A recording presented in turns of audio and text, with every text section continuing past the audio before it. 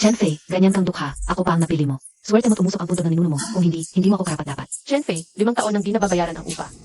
Anak, may iniwan akong mana para sa'yo.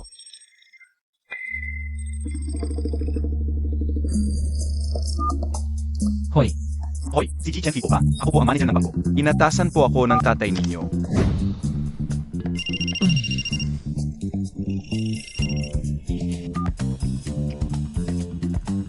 patay na ang tatay ko ng 1 taon, mag-imbestiga muna bago manloko. Ayos ba? Sandali po Ji Chen, totoo po. Mana ang iniwan ng tatay ninyo. Marami na akong nakikitang ganitong modus, sige, sabihin mo. Magkano ang babayaran para makuha ang mana? 1,000 o 10,000? Hindi po kayo magbabayad. Sa halip, kailangan ninyo magbaldas ng 1 bilyon sa loob ng 1 buwan para mamanahin ang natitirang 100 bilyon. Nai-transfer na po sa account ninyo. Pakitingnan.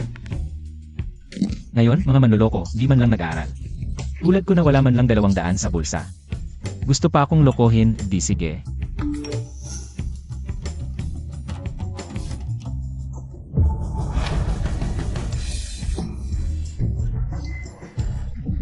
Totoo palang 1 bilyon.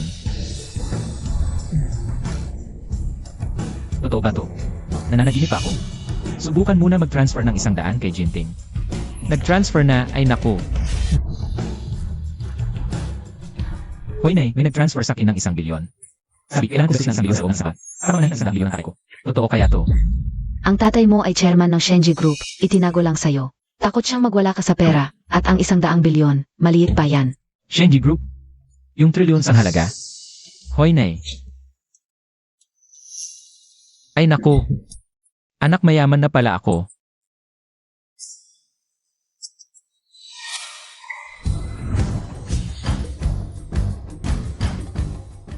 Oy, kala ko sino, nagtatago. Si Chenfei pala, yung walang kwentang boyfriend ko. May sasabihin ako sa'yo. Swak, may sasabihin din ako sa'yo. Ikuna, Tayo, maghiwalay na tayo. nagbibiro ka ba? Lahat ng gamit mo, di abot ng 100. Bagay ba tayo? Magkakaroon na ako ng 100 bilyon. 100 bilyon? Sinong niloloko mo? Dahil ba sa break-up? Nagloko ang utak mo. Huwag kang magpanggap. Ang lakas ng loob mo. Pero, Nag-transfer ka pa ng 100 sa akin. Parang pulubi ang trato mo. Isang bag ko lang, libo-libo na. I-desech. kakayaman lang, iniwan na agad, di makatarungan. Jinting, hindi mo alam ang napalampas mo. Isang bag lang naman yan.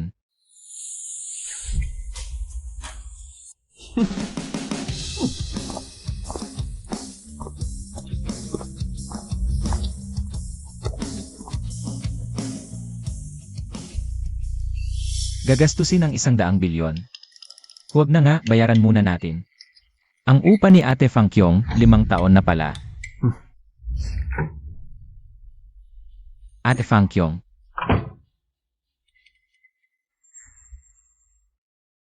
Ang ganda pala ng tinitirhan ni Ate Fangkyong. Ate Fangkyong. Yaoyaw, sabi mo hapon ka pa darating. Bakit? Ate Fangkyong. Ate, bisita lang kita. Ay hindi, babayaran ko ang utang ko. Lumabas ka. Aray.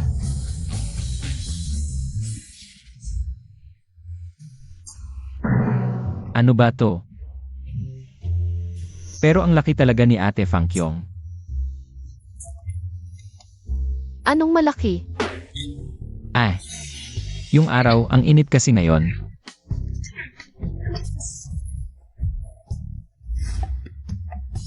Binigay ko yung susi, hindi ibig sabihin basta-basta ka na lang papasok. Ate, babayaran ko talaga ang utang ko. Pakita mo yung youth code mo, i-transfer ko. Saan galing ang pera? Galing sa pamilya, parang ganon. Galing sa pamilya? Matanda ka na. Bakit umaasa ka pa rin sa kanila? 5 taon mo nang di binabayaran ang upa, okay lang yan. Hindi ate, mali ka. Hindi ako humingi sa pamilya ko, yung mana mula sa tatay ko. Mana, Ganito kasi, kaninang umaga, bigla silang tumawag. Sabi, nag-iwan ang tatay ko ng 100 bilyon para sa akin. Kaya nagmadali akong pumunta dito para magbayad. 100 bilyon. 100 bilyon? Sinabi mo lang ng basta. Nagtiwala ka sa akin, ate. Binigay mo pa ang susi ng bahay, wala akong dahilan. Para hindi magtiwala sa'yo. Sige, alam kong gusto mong magbayad, pero ate, bilang isang presidente ng isang pampublikong kumpanya, wala akong ganong kalaking pera. Kung gusto mong lokohin ako, humanap ka ng mas kapanipaniwalang dahilan, okay? Hindi at Kyung. Totoo lahat ng sinasabi ko. Hoy, ano? Anong nangyari? May mga gawain pa ako sa kumpanya, umuwi ka muna. Samahan na kita, baka makatulong ako. Hindi mo ako matutulungan, ako na ang bahala. Ate, baka nga makatulong ako talaga.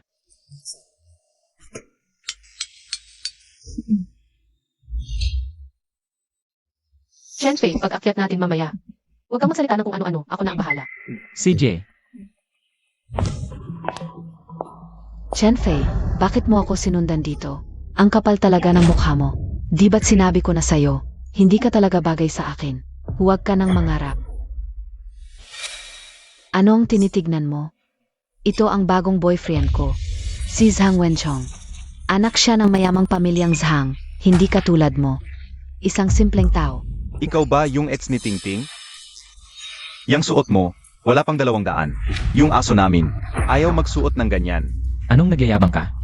Parang wala namang pera ang iba. May pera ka? Gaano ka, Ami? Bigyan na lang kita ng 200.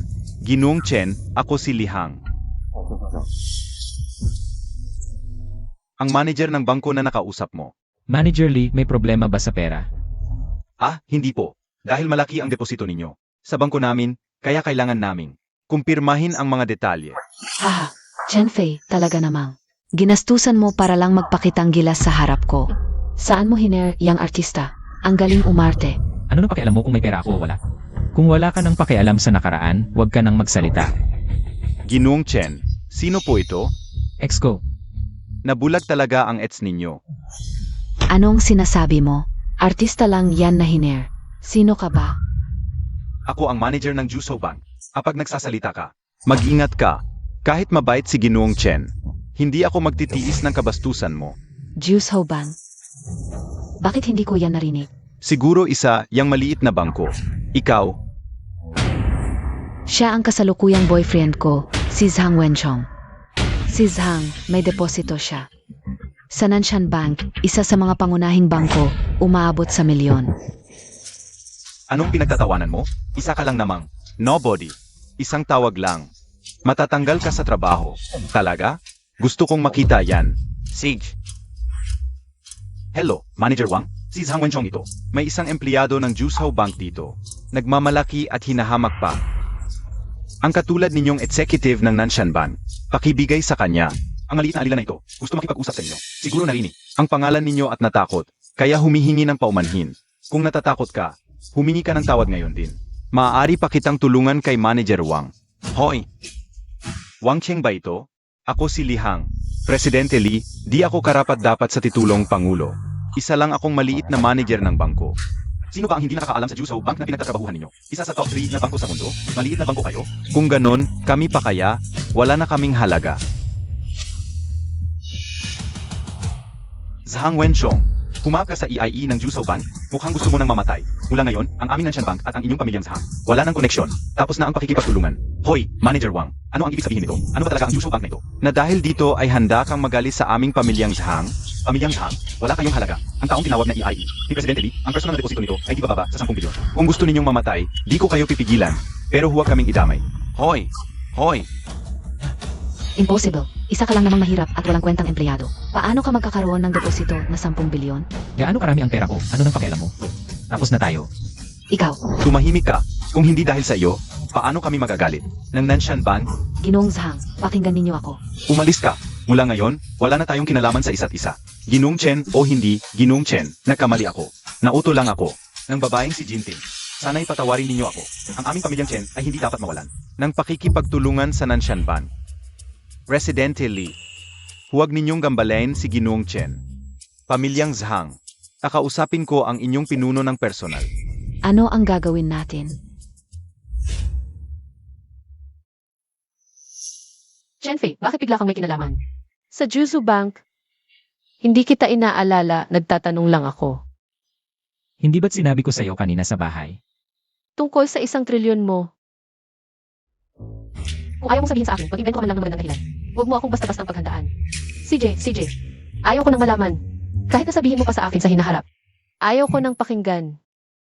Ah, Sabi ko, ayaw kong pakinggan.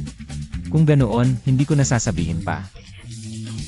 Kaya pala nakipaghiwalay sa'yo ang girlfriend mo, karapat-dapat ka. Ha? Sir, sa wakas nakabalik ka na. Yung mga tao mula sa Yuncheng Company, dumating para maningil, nang hindi ka nila nakita. Marami silang kinuha sa opisina. Hindi ko sila napigilan. Sa opisina ko na lang pag-usapan. At Fangkyong, magkano ba ang utang sa kumpanyang yon? Mahigit 10 milyon. Sapat sana ang pondo. Pero yung gago si Kyoncheng, nag-set up ng bitag. Lahat ng pondo ay inilagay sa investment at wala pang bumabalik. Kaya grabe ang kakulangan sa cash flow. Bakit mo naman tinatanong to? 10 milyon lang. Maliit na bagay yan. Maliit na bagay? Madali lang magsalita kung hindi ikaw ang nahihirapan. Sandali lang tatawag ako. Manager Lee, ako si Chen Fei. Parang may sira ang taong to, pero parang kaya niyang. Ayusin ang problema ng kumpanya. Tapos na. Ang pondo ni Ate Fangkyong. Naibayad ko na. Pero hindi pa kita kilala. Sino ka ba? Ako si Zhao Qiang, ang general manager ng kumpanyang ito. Anong sinabi mo kanina? Naibayad na ang lahat ng pondo ni President. Anong kalokohan yan? Mahigit 10 milyon yon. May pumasok sa kumpanya. Hey! Boss Liu, kung magtanong si Ate Fangkyong, huwag mong sasabihin na ako ang nagbigay ng pera. Bakit naman? Masalan kasi si Ate Fangkyong. Kung malalaman niya ako ang nagbigay, gagawa at gagawa siya ng paraan. Para bayaran ako. Kung may gagawin siyang, hindi makatwirang bagay, masisira ang lahat. Noong ako'y nangangailangan, maraming tumulong sa akin si Ate Fangkyong. Ayokong mabigyan siya ng problema dahil dito. Ganun nga talaga si Boss Fang. Pero parang gusto ng Yuncheng Company na i-lock ang pondo ni President. Tapos gamitin ang stocks para mabankrupt ang kumpanya niya. At mapasailalim sa kanila. Ang 10 milyon mo, nakasagip nga. Pero hindi pa lubusang naayos ang krisis. Kaya bang ayusin ang pera yon? Siyempre kaya, kung sapat ang pondo, hindi lang matulungan si President na makaligtas sa bitag ni Kyuncheng. Pwede pa nating baliktarin ang sitwasyon at ibagsak ang stock price ng kumpanya nila. Ayos! Mamaya samahan mo ako, diretso tayong umaksyon. Ha? Kaya mo ba yon? Isang buong kumpanya yon. Ang mga stock ng isang publicly listed company, kahit hindi malaki, kailangan ng hindi bababa sa 1 bilyong cash flow. Huwag kang mag-alala, 1 bilyon lang yan. Tara na. Manager Zhao, alamin mo kung anong kumpanya pa ang handang magpautang sa atin. Boss, tungkol sa pondo, nabayaan na ni Boss Chen para sa inyo. Ubo-ubo. Masakit ba ang lalamunan mo? Okay lang, Boss Chen. Sino yung Boss Chen na yon? Pareho pa pala kami ng apelyido. Hindi niya sinabi. Sabi lang niya, matalik niyo raw siyang kaibigan. Matalik na kaibigan? Sa mga kakilala ko, parang wala namang Chen na boss. Ang kilala kong Chen, si Chen Fei lang. Baka si Ate Fangkyong. Dating kakilala. Bilang boss, marami kang pinagkakaabalahan araw-araw. Normal lang na makalimutan mo ang ibang tao. Di ba, Boss Liu? Tama. Dapat mo talagang imbestigahan yan. Hindi tayo dapat mabaon sa utang na loob. Nga pala, Ate Fangkyong. May pupuntahan pa kami ni Manager Zhou. Asikasuhin lang namin. Babalik kami agad. Kailan pa kayo naging magkakilala? Yun. Nagkita kami sa banyo. Nakita ni Manager Zhou ang aking kahanga-hangang sukat at kalakihan. At napaamo siya. Kaya nagpalitan kami ng kontak. Para makonsulta. Kaya palagi kaming nag-uusap. Hanggang sa naging magkaibigan. Kahanga-hangang sukat at kalakihan. Ang babaw mo. Sige na, maaga kayong bumalik. May gagawin pa si Manager Zhou. Huwag kang mag-alala, Ate Fangkyong. Tara na. Boss Chen, paki-explain nga. Ano yung nakita ko ang iyong kahangahangang sukat at napaa mo? At bakit ako mainggit? Mali ang narinig mo. Kalokohan. Minura mo ako, quits na tayo. Hoy! Huwag na mag-away, importante ang trabaho. Tara na. Tumigil ka. Akala ko sino? Zhao Qiang, Boss Zhao, nagbabayad ka ba? Tidahay, huwag kang magpanggap. Kung hindi dahil sa akin, hindi ka magiging boss. Huwag mo na akong intindihin. Pero kung hindi ka magbabayad ngayon, hindi ka makakaalis sa kumpanyang ito.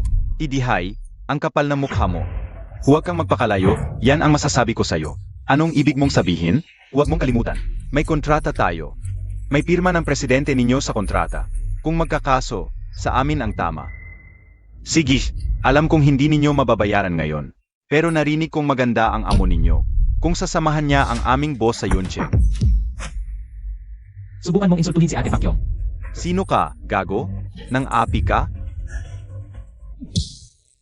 Dati ako'y nag-aalangan pero ngayon, desidido na ako. Kung hindi ko sisirain ang kumpanya nyo, hindi ako karapat-dapat sa pera ko.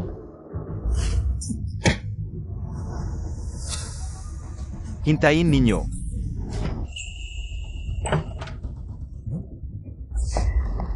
Sino ang nagpapasok sa inyo? Lumabas. Ang saya-saya mo pala. Ano ka ba? Sinabing lumabas ka. Hindi mo ba narinig? Ako si Chen Fi. Kaibigan ko si Fankyong na niloko mo. Fang Kyong. Nagpadala siya sa'yo para magbayad? Di ko inaasahan yan. Nagpadala ng tulad mo si Fang Kyong. Isang batang walang alam. Hindi ako narito para magbayad. Hindi magbabayad? Anong ginagawa mo rito? Narito ako para pag-usapan. Ang panloloko mo kay Ate Fankyong. Pag-usapan? Sino ka? At saka yung kontrata. Kusang loob niyang pinirmahan yon. Di ko siya pinilit at walang paloloko. Alam mo sa sarili mo ang totoo. Tungkol sa pera, gusto mo lang gamitin ang pera ni Ate Fankyong para tumaas ang halaga ng kumpanya mo. Paumanhin, mabibigo. Ang pangarap mo. Ano naman? Gusto mo bang mabawi ang pera? Aya ba ni Fang Kyong yon? Hindi naman ako masamang tao. Sabihin mo kay Fang Kyong, kung papayag siyang samahan ako ng isang gabi, pag-usapan natin ito. Tumawa ka lang, sa lalong madaling panahon, hindi ka na makatawa. Ikaw lang? Manager Lee, sa loob ng isang oras. Gagawin kong zero ang halaga ng mga stock ng Yoncheng Company. Ibabalik ko ang halaga ng mga stock ng kumpanya ni Ate Fankyong. Sa dating presyo. Sapat na ba yon? Sino ka ba? Gusto mong ibagsak ang stock ng aming kumpanya? Bata, umuwi ka na lang at magpasuso. Hindi pa sa'yo ang mundo ng mga matatanda. Tito, ito ang 2 taong nagmamalaki sa kumpanya. Asinaktan pa ako. Babayaan nila to, mga hayop. Asinaktan pa ang tao ko? Ngayon, kung walang 1 milyon para sa gamot, ipapakulong ko kayo. Sige, 1 milyon lang. Kaya kong ibigay, kaya mo bang tanggapin? Inaapi mo ako? Bakit hindi ko tatanggapin? Ako si Kiko Cheng. Hindi basta-basta inaapi. Ano? May nag-short sell sa stock price ng kumpanya natin? Sa loob lang ng 5 minuto, nawala ang 5 milyon? Ano bang nangyari? 5 milyon lang, nagpanik ka na, Boski. Ang totoong palabas, nasa huli pa. Ikaw ang may kagagawan nito. Ako nga. Para i-short sell ang stock ng kumpanya namin, kailangan mo ng kahit 1 bilyon. Ikaw, batang to, wala kang ganoong pera, di ba? E di, hintay natin. Boski, ang stock price ng kumpanya natin. Bumagsak na sa alert level. Malapit ng mabangkarot. Ano? Mababangkarote na ang kumpanya natin. Hindi, impossible. Hindi ako mababangkarote. Hindi mababangkarote ang kumpanya namin. 5, 4, 3,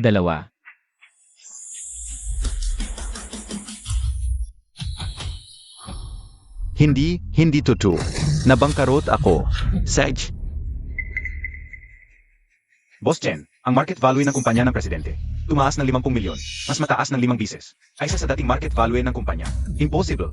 Gusto mong i-short sell ang kumpanya ko, at pinaangat pa ang Fang Kyong company ng 5 bises. Kailangan yan ng 2 bilyon. Sino ka talaga? Hindi ba't sinabi ko na? Ako si Chen Fi. Kung ikaw at si Ate Fankyong ay normal na negosyo lang, wala akong pakialam. Pero kung gumagawa ka ng kalokohan sa likod, at inaapi mo pa si Ate Fankyong, hindi kita palalampasin. Mag-inat ka.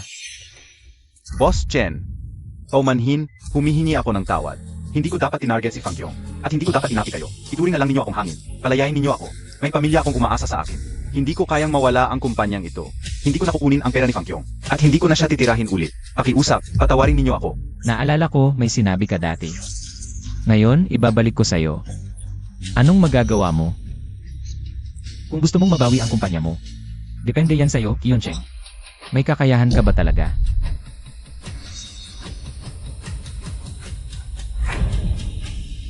Yung boss Zu na yon. Mauna ka na, ipaalam mo ang balita nito. Kay Ate Fankyong. Huwag mo siyang pababahala. Huwag niyo po akong tawaging boss daw. Xiao Zhao na lang, tatawag na ako sa presidente. Xiao Zhou. Ito ba ang pakiramdam ng mayaman? Tara na. Hoy, Chen Fei, may magandang balita ako. Naayos na ang mga problema sa utang ng kumpanya ni ate. Talaga? Binabati kita, Ate Fang Kyong. Sa totoo lang, naisip ko na ang solusyon. Hindi pa lang naisagawa. Oh, nasaan ka na ba? Masaya si ate ngayon, libre ko ang pagkain. Ako na ang mag-book ng hotel. Ako ang manlilibre, huwag kang gagastos. Sa third floor ng Fuhayon Giant Hotel, mauna ka na. Hintayin mo ako rito, mag-aayos muna ako bago pumunta. CJ, Chen Fei, bakit naman ikaw na naman? Hayop ka? dapat ako ang magsasabi niyan. Bakit ka naman laging nandito? Huwag mong alain na dahil kilala mo si Lihang, na isang malaking tao, ay magaling ka na. Mahirap ka pa rin, nagpapa-impokrito ka pa. Mukhang nababaliw ka na talaga. Dapat kang maglaan ng oras para magpa-check ng utak mo sa ospital. Chen Fei, Ano? Ito ba ang bagong boyfriend mong sinasandalan? Kung ang bilis kong gumastos, ay kasing bilis mong mapalit ng boyfriend, ayos sana. Ito ba ang sinasabi mong swerte-swerte lang? Nakakilala kay Lihang? tama, mahal, baka may binabalak lang yan. Huwag kang maniwala sa kanya, 2,000 lang ang sahod niya. Isang mahirap, paano niya makikilala si Lihang? Ang ganoong klase malaking tao. Mahal. Hindi ba si Zhang Wenzhong ang bagong boyfriend mo? Tumahimik ka. Anong Zhang Wenzhong? Ang boyfriend ko ay si Ginoong Son, mahal. Huwag kang makinig sa kanyang mga kwento. Si Zhang Wenzhong at ako, mga kaibigan lang. Hindi ko inaasahan na magaling ka rin palang magserbisyo ng sa. Ikaw, Ano man ang nangyari sa inyo ni Tingting, wala akong pakialam, pero, ngayon, girlfriend ko na siya. Lumabas ka na rito ngayon din. Kumakain ako dito. Bakit mo ba ako pinapakailaman kung nasaan ako? Hindi mo ba alam? Ako ang manager dito. Pangit na nga ang panlasa mo, lalo pang lumalala. Boyfriend mo, manager lang pala ng hotel. ano ba alam mo? Ito ang Fu Hei Yun Chan Hotel. Isa ito sa top 10 na hotel sa buong Jusao. Dito kumain. Kahit sa pinakamura, 10,000 pataas. Ikaw na isang basura, kaya mo ba? Ang mahal pala. Ikaw na isang pobreng walang alam, karapat dapat ka bang kumain dito? Lumabas ka na rito agad. Hindi pwede. Ang mahal pala rito. Sobrang gastos na yan para kay Ate Fang Kyong. Maghanap na lang tayo ng ibang lugar. Gago, kinakausap kita. Hindi mo ba naririnig? Bilang manager, inutusan kita ngayon. Lumabas ka na rito. Ayaw ko. Huwag kang magalit kung gagamitan kita ng dahas. Guard! Ano ba ginagawa mo? Hindi mo ba alam na may EIE tayo ngayon? Ang ingay-ingay, ano ba yan? Boss Wu, nandito po kayo? May nagkakagulo kasi sa hotel natin. Pinalalabas ko na siya. Sino ka ba? Ang lakas ng loob mong makagulo sa Fu Hei Yun Chan Hotel ko? Ako? Kumakain lang ako dito. Bakit ako naging nagkakagulo? Ikaw na isang pobre, kumakain dito? Ayaw mo ba mag-order ng isang putahe? Ganito ba ang ugali ng manager ng hotel niyo? Paano ka nagsasalita? Nakalimutan mo na ba ang training? Sir, humihingi ako ng paumanhin sa kanyang asal. Pero sa totoo lang, may asset verification talaga ang hotel namin. Hindi ko lang alam kung. Asset verification. Hindi ko alam yan. Pasensya na po, pero kailangan po talaga ng asset verification bago kayo makapasok at kumain. Eh paano kung... Ayaw ko. Pasensya na po, kailangan ko pong paalisin kayo. Ganun ba? Eh paano kung... Bilhin ko na lang ang hotel na ito. Sir, nagbibiro po ba kayo? Ang hotel na ito, branch lang ito. Kahit ako, isang executive director lang na wala pang 3% ang shares. Para mabili ang hotel na ito, kailangan 5 bilyon pataas ang assets. Sa tingin mo, hindi ko kaya.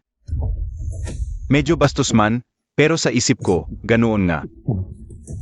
Ganun ba? Hoy, balak kong bilhin ang Fu Hai Yun Chan Hotel. Manager Lee, ipagkatiwala ko sa iyo ang bagay na ito. Abangan natin, mabilis talaga ang pagganap ni Manager Lee. Anong pagmamalaki yan? Tumawag ka lang.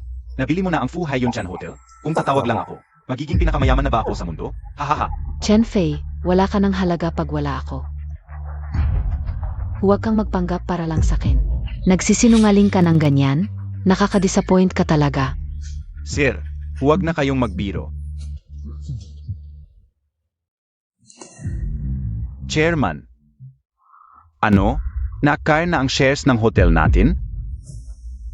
Chairman, pwede bang malaman? Ano ang pangalan ng bumili sa hotel natin? Chen Fei. Ano? Sir, ano po ang tawag sa inyo? Ako si Chen Fei. Ano? Pwede na ba akong umupo at kumain? Naman, syempre, lahat ng Fu Hai Yun Chan Hotel sa bansa. Iyon na yan. Kahit saan ka gusto kumain, pwede. Lanan. Magaling ka. Maikli lang ang oras ko, gawin natin to. Sa'yo na ang pamamahala ng hotel mula ngayon. Ano po ang ibig nyo sabihin? Ayaw mo.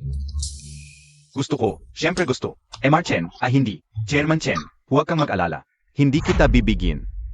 Lanan. Ang pamamahala ng hotel, magsimula tayo sa loob. Ang hotel, para sa pagkain, inumin, tulugan, at biyahe, di ba? Lahat pwedeng pumasok. Pero yung mga mapangmata sa iba, ikaw na ang bahala. Sige, alam ko na. Son Fu, tanggal ka na. Director Wu, huwag mo kong tawaging director. Itong si MR Chen. Akabili lang sa Fu Hai Yun Chan Hotel natin. Siya ang director ngayon, at siya ang chairman. MR Chen. Director Wu, Ginoong Chen. Kanina, ako yung mapangmata. Bulag ako. Patawarin niyo po ako. Parang hangin lang ako. Palayain niyo na. Aray. May importante akong bisita na darating mamaya. Maganda ng masarap na pagkain. Sej, Chairman Chen. Huwag mo akong tawagin Chairman Chen. Di ako sanay, tawagin mo na lang ako. Ginoong Chen. Boss Wu. Boss Wu, umalis ka na. Sun Fu, ginawa mo ito sa sarili mo. Karma mo yan. Kakakain na ngayon ni Ginoong Chen. Umalis ka kaagad dito, o tatawag ako ng security. Siya lahat, babaeng yan, siya ang may gawa ng lahat. Siya ang nag-utos sa akin na kontrahin si Ginoong Chen. Kalokohan mo lang yan. Chen Fei, huwag mong pakinggan siya. Mahal mo ako, di ba? Mahal pa rin kita, Chen Fei. Ang hiwalayan natin noon, sinubukan lang kita. Magsama na ulit tayo ngayon, okay? Bitawan mo ako. Hindi ako bibitaw. Alam kong mahal mo pa rin ako. Ilang taon tayong naging magkasama. Paano mo ako hahayaang bitawan? Bitawan mo si Chen Fei. Ate Fang Kyong, dumating ka pala. Si Chen Fei, boyfriend ko ngayon, pakiresto ka naman. Impossible. Chen Fei, sinusubukan mo lang ako, di ba? Tama ba? Pek lang lahat ito, di ba? Ngayon, si Ate Fang Kyong na ang girlfriend ko. Chen Fei, you're a traitor who doesn't know how to repay kindness. Naging mayaman ka na ngayon, nakalimutan mo na ako, di ba? Mukhang pera ka lang opportunist. Noon ay ikaw mismo nagsabi. Yung pobre na si Chen Fei ay hindi karapat-dapat sa'yo. Walang pag-aalinlangan na nakipaghiwalay ka sa kanya at dinala mo pa ang taong ito. Para tuyain siya. Ngayong nagsisi ka na, huli na. Boss Wu. Kakakain na ako ng kasama ang aking girlfriend, yung taong. Walang kinalaman dito, pakiuwi mo na. Opo, Ginoong Chen. Miss Chen, halika na po.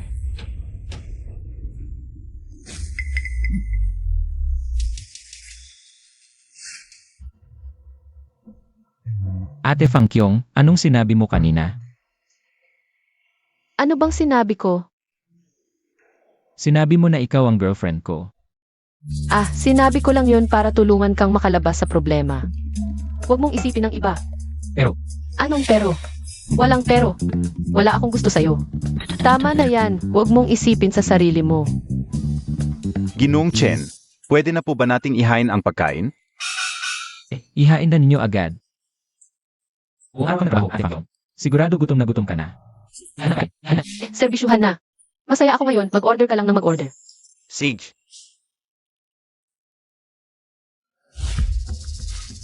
Hoy, tingnan mo to. Boss Wu, bayaran ang bill. MS Fang, si Ginoong Chen na po ang nagbayad ng bill. Bayad na. Ang gago naman yan. Sabi ko ako ang taya. Bakit siya ang nagbayad? Nga pala, si Ginoong Chen po ay nagpa-reserve na ng kwarto sa itaas. Pinakamagandang presidential suite po ng aming hotel. Tingnan ninyo. Gusto ninyo pong pumunta sa itaas para tingnan? Nagpa-reserve ng kwarto. Sino na gusto magpa-reserve ng kwarto sa kanya? Ang gago naman yan, ako. Hindi pa ako handa, hindi pa nga siya. Anong nangyari, Ate Fang Kyong? Ginoong Chen, naka-reserve na po ang presidential suite. Nagpa-reserve ng kwarto? Anong nagpa-reserve ng kwarto? Opo, pinakamagandang kwarto po sa amin. Gusto ninyo pong samahan ko kayong dalawa sa itaas para tingnan? Naka-reserve na ng kwarto? Kailan ko? Sandali. Sabi mo nagpa-reserve ka ng kwarto para sa amin. Hindi. Wala akong ganon. Ako wala akong ganon. Ate Fangkyong, pakinggan mo muna ako, wala akong. Hindi ko ibig sabihin yon. Baka naman ayaw ni Ginong Chen sa presidential suite dahil masyadong maingay. Tama rin, sa suot ni Ginong Chen, mukhang hindi siya yung klase ng tao na Mapag-aksaya.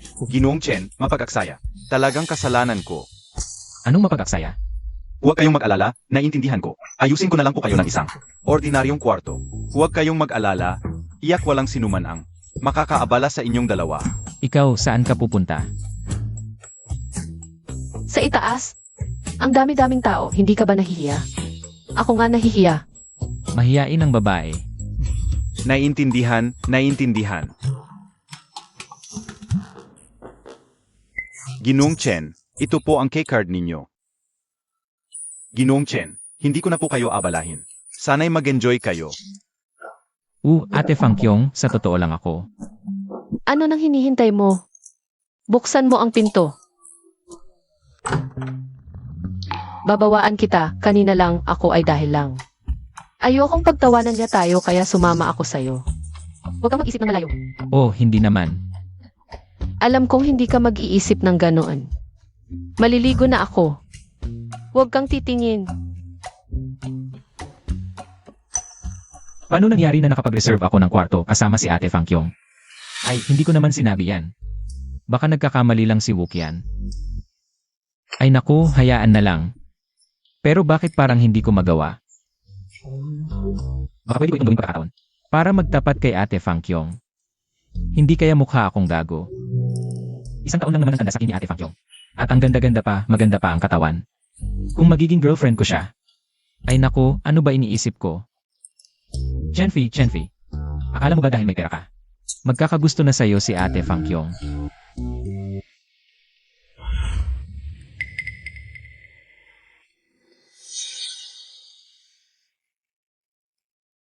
Ano ang tinititig-titig mo? Ate Fangkyong, ang ganda-ganda mo talaga. Hindi. Ate Fangkyong, hindi yon ang ibig kong sabihin. Hindi ganoon. Ang lambot ng dila. Nakapagod ang araw, pawis na ako. Hindi ka ba maligo? Maliligo nga.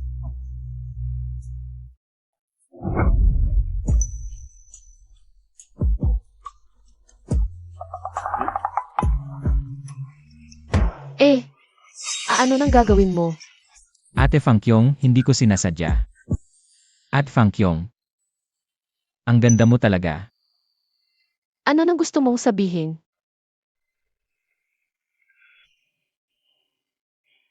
Ate Fangkyong, maging girlfriend mo ako. Chenfei.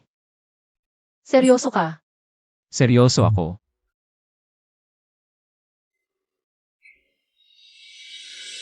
So, pumayag ka na.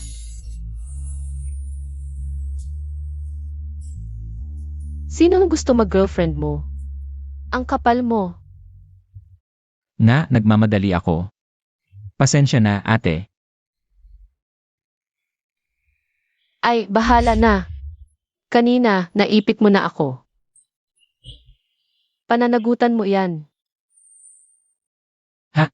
Anong ha? Ayaw mo ba dahil mas matanda ako sa'yo? O baka gusto mo pang hanapin yung bata mong girlfriend? Hindi, syempre hindi. Nagulat lang ako. Ang tanga-tanga mo. Ano pa bang maiisip mo? Bahala na. Ginawa mo na yon kaya pananagutan mo talaga ako. Ate Fangkyong, huwag kang mag-alala. Pananagutan kita ng lubusan. Sigurado ka?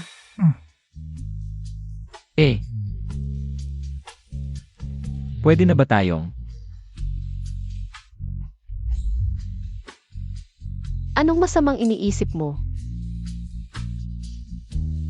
Kasi, boyfriend-girlfriend na tayo ngayon.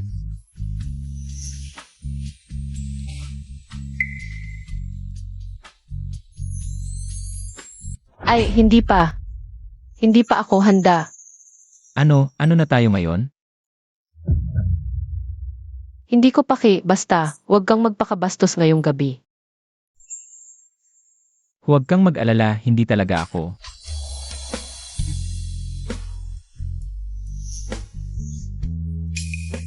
Sabi mo hindi ka magpapakabastos eh.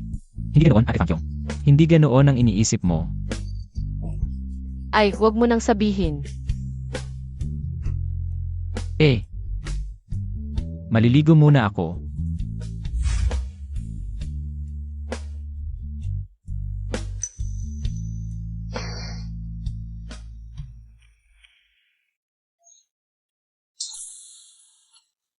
Naging girlfriend ko na pala.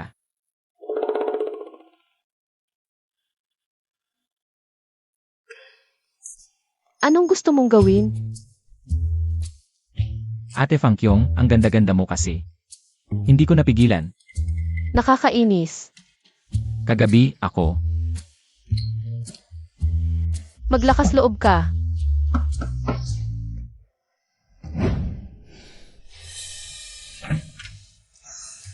Ginoong Chen, may naghahanap sa inyo. Sino ang naghahanap sa akin? Ginoong Chen, nasisiyahan ba kayo kagabi? Ano ang nasisiyahan? Hindi ka doon ang iniisip mo. Naiintindihan ko, Ginoong Chen, huwag kayong mag-alala, hindi ko talaga sasabihin. Kanino man, Ginoong Chen, abala po, may naghahanap sa inyo sa labas. Anong naiintindihan mo? Sige na, sino talaga ang naghahanap sa akin? Hindi ko rin alam, pero binanggit nila ng direkta ang pangalan ninyo. At sinabing hahanapin kayo, at kilala raw nila ang inyong ama. Sila. Kilala rin nila ang mga magulang ko. Sige, alam ko na. Baba na ako mamaya. Sige. Ginoong Chen, nasaan po ang inyong asawa? Masama ang pakiramdam niya, huwag nang istorbohin. Naiintindihan ko. Anong naiintindihan mo? Kung hindi dahil sa pagpapasya mo kagabi. At sa mga nangyari. Huwag nang maulit kung hindi tatanggalin kita. Sige, basta makatulong sa iyo, kahit tanggalin mo ako, masaya pa rin ako. Sino ba naman ako? Ang pinakamagaling mong empleyado. Ikaw sige, talagang napakabuti mong empleyado. Siyempre naman, Sige na. Nasaan ang taong gustong makipagkita sa akin? rito po.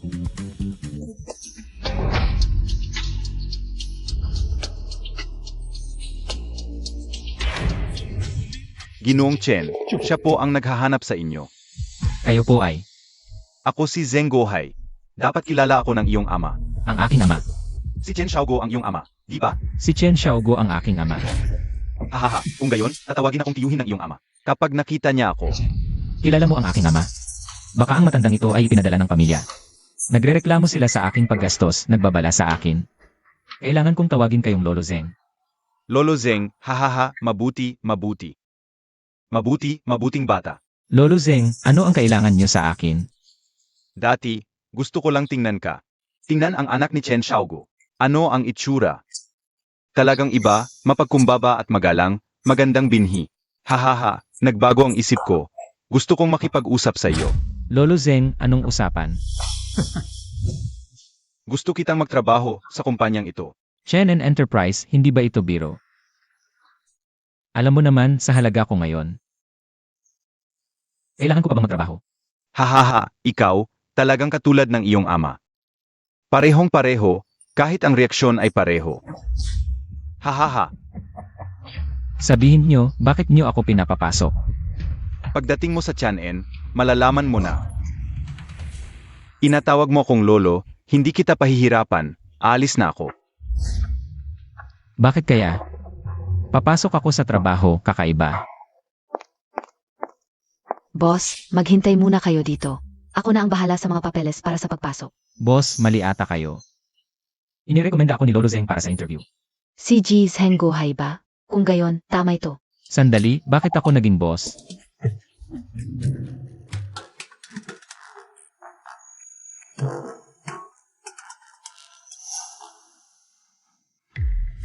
Ikaw ang bagong dating na si Chen Fei. Tama ba? Hindi ba siya ang mag-aasikaso sa aking pagpasok? Kumusta? Hoy, akala mo sino ka? Dapat ba akong kamayan? Anong klaseng tao, walang galang? Kinakausap kita. Hindi ako nakikipag-usap sa walang pinag-aralan. Hayop ka. Hinahamak mo ako. Alam mo ba kung sino ako? Ako ang punong direktor dito, akala ko. Kung anong klaseng tao ang bagong deputy director, hindi ko inaasahan.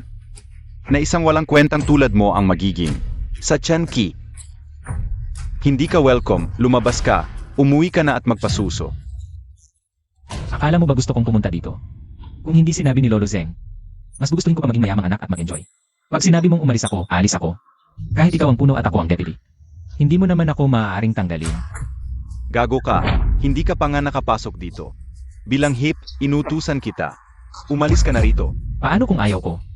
Wala kang karapatan, wala kang kapangyarihan, gets mo? Dito sa Tianqi, kahit dragon ka, dapat umikot. Kahit tigre ka, dapat yumuko. Wala akong pakialam kung gaano kalaki ang negosyo mo sa labas. Sa bahay, naniniwala ka ba? Isang salita ko lang. Luluhod ka sa akin at magmamakaawa? Malaki ba talaga ang kita ng kumpanyang to? Pera? Dito, parang basura lang ang pera. Sasabihin ko sa'yo, sa Tianqi, ang bilyon-bilyon. Parang wala lang yan. Ganun ba kagaling ang kumpanyang to? Hindi pala ordinaryo si Lolo Zeng. Takot ka na? Kung takot ka na, lumuhod ka at magmano ng 3 bises. Tapos, tawagin mo akong lolo ng 3 bises at sabihing mali ka. Baka sakaling maawa ako sa'yo. Isang tao lang ang pwedeng tawagin kong lolo. Siya rin ang nag-utos sa akin na pumunta rito. Ayos, may bagong lolo ka na ngayon. Tawagin mo na. Tawagin mo na akong lolo, apo. Kung ayaw niyo sa akin, aalis na lang ako. Hindi naman kailangang manginsulto. Anong masama sa pag-insulto sa'yo? Akala mo ba sino ka? Ako ngayon. Sek, kung bakit ka nandito? Sana sinabi mo. Naasikaso sana kita. Ikaw si Chen Fei, di ba? Ako. Kayo po. Ako ang sekretaya dito. Pwede mo akong tawaging Xiao Fan. Xiao Zhu, Xiao Zuzhou, Xiao Fan ang mga to. Sek, kung ano to? Ginong Chen. Pinapunta ko ni Lolo Zheng para ihatid ka sa pagpasok. Sek, kung sino ba talaga siya? Si Chen Fei ay apo amain ni Lolo Zheng. Inutusan ako ni Lolo Zheng na pasukin siya. May problema? Apo amain ni Lolo Zheng? Anong nangyari? Kanina, pinaalis niya ako sa kumpanya. Sabi niya, kapag hindi ako umalis, papahirapan niya ako. Ano? Chen Fei. Si Lolo Zheng mismo ang nag-anyaya sa kanya.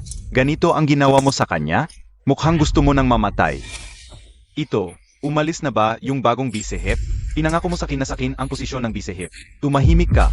Kaya pala gusto ako paalisin, ito pala ang dahilan. Seg, bilang hip ng Tianqi. Sa halip na mag-isip kung paano makatulong sa kumpanya. Ganito ba ang paggamit ng kapangyarihan para sa pansariling interes? Ay, Director Chen, alam kong nagkamali ako. Magmamano ako sa'yo. Nagkamali ako, alam ko. Seryoso, mali talaga ako. Pakiusap, patawarin mo ako. Chen Fei, hindi. Secretary Chen, Director, ako ito. Bulag ako, hindi ko nakilala ang tunay mong katauhan. Pakiusap, parang hangin na lang, palayain mo ako. Bakit kita tutulungan? Mag-ingat ka sa salita mo. Paano mo kinakausap ang tito ko? Maniwala ka, isang salita lang niya. Paalisin kayo sa Tianqi. Talaga? Ang lakas ng loob mo. Tumahimik ka. Gusto mo bang lalong mapahamak ako? Tito, bakit mo ako sinasaktan? Ikaw ang tunay na direktor ng Tianqi. Tulad ng mga basurang ito. Hindi ba't basta gusto mo? Paalisin mo lang? Ikaw, Director Wu, no? Hahaha. Talagang may magandang pamangkin ka. Wusong. Ayusin mo ang gamit mo. Umalis ka na ngayon din, sino ka ba? Bakit mo tatanggalin ang tito ko? Siya ang tunay na direktor ng Tianqi. Bakit mo siya tatanggalin? Bakit? Tanungin mo na lang ang tito mo. Tangina, wala kang utak. Papatayin kita. Sarili mong ginawa, sarili mong hira. Samahan na kita magpa-file. CJ, Medyo simple lang ang kondisyon. Patawarin mo na. simple pa ang tawag dito. Sanayin mo muna ang sarili mo sa kapaligiran ng kumpanya. Kung may hindi mo masolusyonan, kontakin mo lang ako. Sige, salamat, Tito Kong. Tito Kong. Pakibatiin mo si Lolo Zeng. Sige.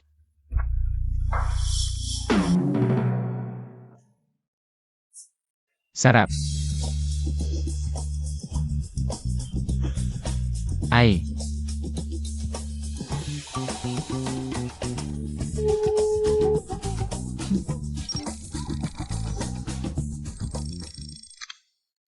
Hello, Nay. Chen Fei, hinanap ka ba ni Lolo Zeng? Talagang kilala pala ni Lolo Zeng ang mga magulang ko. Kakapasok ko lang, nakatanggap na ng balita si Nay. Inayos pa ni Lolo Zeng na magtrabaho ako rito. Si Lolo Zeng naman talaga. Bilyonaryo na ako ngayon, bakit pa ako magtatrabaho? Chen Fei, huwag kang magsalita ng ganyan. Alam mo ba, kung gaano karaming tao sa labas, kahit trilyonaryo, ang hindi makapasok sa Tianqi, kung hindi dahil sa pakilala ni Lolo Zeng sa tatay mo. Kahit makita mo lang si Lolo Zeng, impossible yun. Ano? Nay, sino ba talaga si Lolo Zeng? Malalaman mo ang dapat mong malaman. Tandaan, huwag kang magdamot. Siguraduhin gamitin ng maayos ang mga resources na nasayo. Makipag-ugnayan ng maayos sa mga kasamahan mo sa kumpanya. Pagpasok mo pa lang, nagkagulo na, nawalan pa ng isa. Sinabi ni nanay na makipag-ugnayan ako sa mga kasamahan. Bakit? Parang lahat sila ay mga palaisipan. Sige na, siguradong hindi ako pahihirapan ni nanay. Hakbang-hakbang na lang tayo.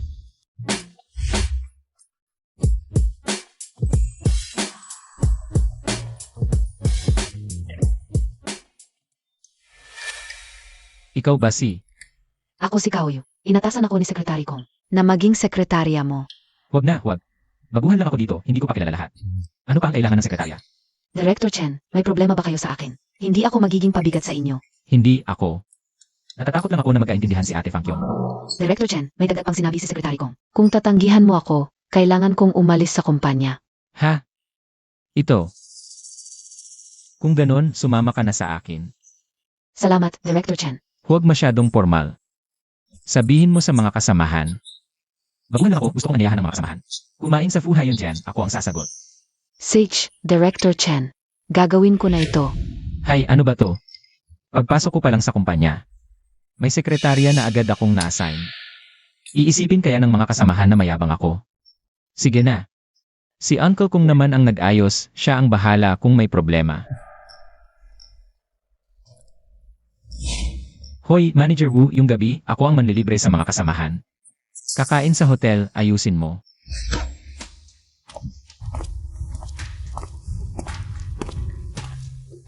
Mahalaga ang salu-salo ngayong gabi, naayos na ba lahat? May problema ba?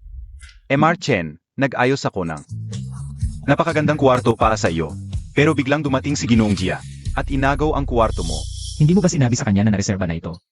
Sinabi ko, MR Chen, hindi mo alam, si Ginoong Jia ay ang anak ng pamilyang Jia sa Changcheng. Ano naman ang problema doon? MR Chen, ang pamilyang Jia ay isa sa 4 na dakilang pamilya sa Changcheng. Kahit sa sentro ng Juzhou na Changcheng, kapag sila ay umapak, ay yayanigin ang buong Juzhou. Hindi natin sila kayang kalabanin. Ano naman ang problema? Dahil pamilya sila sa Tianjin, pwede na silang maging hindi makarungan.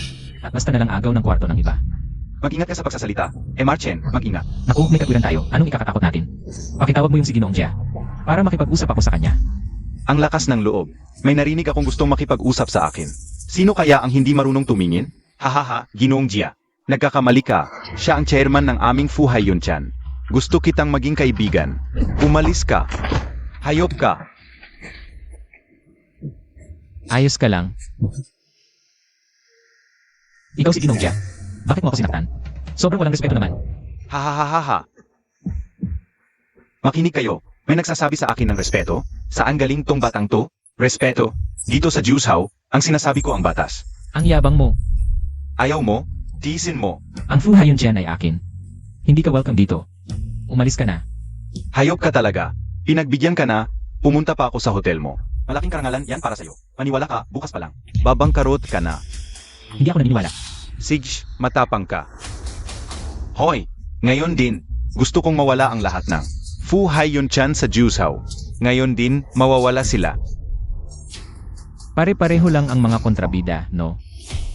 Hihintayin kitang lumuhod at magmakaawa sa akin. Oy, Yoko. Nandito na kayo. Chen Fei, bagong salta pa lang, libre mo na agad? Ang galing mong magpa-impress ah. Oy, saan yung ko? Bakit wala? Si Cao Yu ba? Hayaan mo na. Buti na lang wala siya. Sayang lang ang punta niya. Anong ibig mong sabihin? Pasensya na, Tio Kong. Dapat ngayong gabi. Nakareserba na ako ng private room, bigla lang may nangyari. Mukhang hindi na matutuloy ang pagkain natin. Anong nangyari? May isang lalaki, nagpapakilalang siya ang anak ng pamilya Jia mula sa Tianjin. Hindi lang niya inagaw ang private room ko. Nagbabanta pa na patatanggalin ang hotel natin sa Juzhou. Anak ng pamilya Jia? Jia Wenchen? Kilala mo, Isang palamunong walang kwenta, na umaasa lang sa pangalan ng pamilya Jia. Isang bagay na walang patutunguhan. Matandang hayop, kanino ka nagsasalita? Hinahamon mo ako? Matandang hayop, matandang gago, matandang salot. Ano ngayon kung minura kita? May lakas ng loob kang tawagin akong palamunin? Ano ka ba? Akala ko, isa ka lang talagang walang kwentang tao. Hindi ko inakalang tanga ka rin. Alam mo ba, na ang ginagawa mo ay maaring magdulot ng pagkawala ng pamilya Jia sa Juzhou? palaging pawawasakin ang pamilyang ito. Ang mundo ng mayayaman. Hindi ko pa rin talaga maintindihan. Kailangan kong magsikap pa. Hahaha, matanda, nalilito ka na ba? Pawawasakin ang pamilya Jia? May kakayahan ka ba? Wala ako. Wala siyang kwenta. Basura lang talaga siya. Tingnan natin kung paano niya papanawin ang aming pamilyang Jia. Tito Kong, mula pagkabata hanggang ngayon. Hindi pa ako nakalabas ng Changcheng. Pinagmamalaki mo ako. Dapat may limitasyon din. Ah, hindi lang pala siya basura, probinsyano pa. Ganitong klaseng basura, sa aming pamilyang Jia, mas mababa pa sa asong bantay. Gusto niya tayong lipulin? Nagbibiro ka ba? Director Chen, napakamapagkumbaba mo. Isang pamilyang Jia lang yan. Kahit pa magsama-sama ang apat na malalaking pamilya ng Changcheng, kung gusto mong harapin sila, para sa'yo, isang kamay lang yan. Anong posisyon ko? Yung anak mayaman? Anak mayaman? Director Chen, ano ang sinasabi mo? Ang posisyon mo bilang direktor ang tinutukoy ko. Kung hindi ka naniniwala, tumawag ka kay Sekretarya Kao. Malalaman mo. Hello, Director Chen. May utos po ba kayo? Bakit hindi ka dumating sa dinner ngayong gabi? Nakakatawa naman po. Sekretarya lang po ako. Paano ako? Ikaw ang sekretarya ko. Kapag sinabi kong pumunta ka, pumunta ka. Sage po, Director Chen. Papunta na po ako ngayon. O, bago ka pumunta, tulungan mo muna ako sa isang bagay. Sage po, ayusin ko po agad. Mapagkakatiwalaan kaya si Tito Kong. Bahala na. Nabigas na naman ang mga salita, kahit mapahiya, tanggapin na lang. Alam mo ba ang pamilyang Jia sa Changcheng? Opo, ano po ang problema? May konting away ako sa isang tao. Jia Wenchen ang pangalan. Sandali lang po. Nahanap ko na po. Si Jia Wenchan. Ika-apat na anak ng pamilyang Jia. 27 taong gulang. Mga negosyo. Sige na sila. Hindi kailangan na kami detalye. Sage po, Director Chen. Paano po ninyo gusto kong aksyonan ang pamilyang Jia? Gusto kong mawala ang pamilyang Jia. Naintindihan ko po, Director Chen. Hindi mahihirapan ka ba? Ano pong sinasabi ninyo? Kung hindi ko pa maayos ang ganitong maliit na bagay, paano ako karapat-dapat maging sekretarya ninyo? Ito. Maliit na bagay lang yan. Director Chen, inaasahang matatapos sa loob ng 5 minuto. Pagkatapos, darating agad ako sa Fuhai Yunchan. Hindi ko kayo pahabain. Huwag magmadali. Dahan-dahan lang. Tito Kong, si Sekretarya Kao. Sino ba talaga siya? Sinabi pa niyang, maliit na bagay lang ito. Si Cao Yui ang sekretarya ninyo. Huwag kayong mag-alala, Director Chen. Isang pamilyang Jia lang yan. Maliit na bagay lang ito. Hindi mahihirapan si Sekretarya Cao. Hindi ko pa alam na siya ang aking sekretarya. Ang punto, sinong sekretarya ang kaya harapin ang isang bagay na magpapawala sa isang pamilya nang walang pagbabago ng mukha? Narito ba kayo ngayon para pagtawanan ako? Mga tanga. Isang tawag lang para lipulin ang pamilya namin, ang 4 na malalaking pamilya ng Changcheng. Kahit magtulungan ang 3 pamilyang Zhu, Qi at Lu, hindi nila magagawa. Hindi nila nagawa. Hindi ibig sabihin na hindi magagawa ng iba. Sagi, gusto kong makita kung hanggang kailan ninyo ito ipagpapatuloy. Jia Wenchan, ano ba talaga ang ginawa mo? Tatay, wala akong ginawa. Wala talaga. Kung gayon, ipaliwanag mo sa akin kung bakit ang pamilya natin ay tinanggal sa 4 na malalaking pamilya ng Changcheng. Tinanggal? Atay, hindi ka ba nagbibiro sa akin? Biro ba? Ang lahat ng industriya ng pamilya natin ay ipinagbabawal na. Ang mga kaalyadong puwersa ay umiiwas sa atin tulad ng ahas. Biro ba? Ang pamilya natin ay muntik nang mawala. Ano? Ikaw? Kayong dalawa, tama ba? Sino? Sinong nilalabanan ninyo? Sekretaryang Kong, matagal na tayong hindi nakita. Napakagaling ng anak mo. Hindi lang inagaw ang pribadong silid ni Director Chen sa kumpanya namin. Nagbanta pa na ipapasara at ipapabangkarote ang kanyang mga hotel. Napakalaki ng kapangyarihan. Hoy, Sekretaryang Kong, hindi yon totoo. Lahat yon ay hindi totoo. Hindi totoo. Tanungin mo si Director Chen kung hindi ba totoo. Director Chen. Kao Yu, dumating ka na. Sekretaryang Kao, Sabi ng pamilya Jia, gusto nilang mawala ang industriya kung ito mula rito. Ganito ang sitwasyon. Ganun pala. Kung ang pamilya Jia lang ang mawawala, parang napakadali para sa kanila. Hindi na, sapat na yon. Bakit hindi ko ito napansin noon? Sinumpong na ng sekretaryang ito na napakasensitibo. Sekretaryang Kao, hindi totoo. Lahat yon ay hindi totoo. Pakinggan mo ako. Wala nang dapat ipaliwanag. Si Director Chen namin ay sapat ng kahabagan. Ang pamilya Jia lang ang mawawala. Kung ako ang hahawak, alam mo ang kahihinatnan. Sekretaryang Kao, pakinggan mo ako. Ang lahat ng ito ay dahil sa gago na si Jia Wenchan. Walang kaalam-alam ang pamilya Jia. Talaga? Ngunit bakit sa aking investigasyon, ang pamilya Jia ay nagsimula ng kumilos laban sa industriya ni Director Chen? Ito ay Mangahas na kumilos laban kay Director Chen ng Changqi. Ang ginawa ay napakadali na para sa inyo. Payo ko, huwag kayong magmalabis. Bakit? Gusto ko lang siyang mabangkarot. Bakit niya ginawa sa pamilya natin? Ang napakalupit na ito, Jia Wenchan. Atay, hindi ako sang-ayon. Isa kami sa 4 na dakilang pamilya ng Changcheng. Kapag kami umapak, nanginginig ang buong Changcheng. Bakit kami magpapakumbaba sa isang batang yan? Sino ba siya? Ginoong Jia. Kayong 4 na pamilya. Nakalimutan na ba ninyo ang aming Chanqi? Hindi, kalihim kong. Hindi yon ang ibig naming sabihin. Director Chen, maaari ba akong magpasya kung paano haharapin ang pamilya Jia? Humarap sila sa'yo, siguradong gagawin ko. Na magbayad sila ng nararapat. Hindi, kalihim kao, Director Chen. Ang lahat ng ito. Desisyon ni Yawen ng tao. Nang walang pahintulot, walang kinalaman ang pamilya Jia. Ay naku. Jie Wenchen, anak mo ba? Kahit patay na ang tatay ko, kung nagkamali ako, walang duda, tutulungan niya ako. Itinapon mo sa anak mo ang sisi. Ikaw bilang ama, pinabayaan mo ang anak mo tapos kapag may problema, isinusumbat mo sa kanya. Nakakadismaya ka. Gawin mo ang gusto mo. Wala na akong pakialam. Director Chen, naiintindihan ko na. Ay, ang mundo ng mayayaman talaga. Ay, Manager Wu, maghanda ng pribadong silid. Handa na po agad. Dito kong salamat po sa inyo ngayon. Malaking tulong po ito sa akin. Wala naman akong ginawa. Dapat kay Kao Yu ka magpasalamat. Tama, Director Chen, siya talaga. Ang tumulong sa'yo. Bagamat trabaho ko rin naman ito. Salamat sa lahat. Ganito mamayang gabi. Huwag niyo na akong tawaging direktor. Ituring niyo na lang akong baguhan. Tayo'y lasingan hanggang umaga. Tara.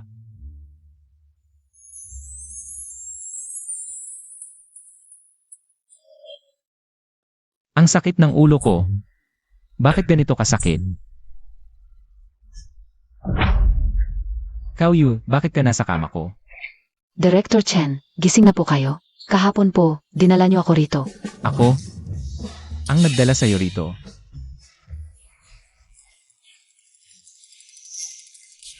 Kuya kong, mula ngayon, ikaw na ang aking. Tunay na kuya. Bonso, sa sinabi mong yan, sa anumang mangyari sa hinahara, kung kaya ko, Hindi ka magdadalawang isip. Sabihin mo lang sa kuya. Director Chen, lasing na po kayo. Ingat po sa paglalakad. Masaya. Ang saya-saya ngayon.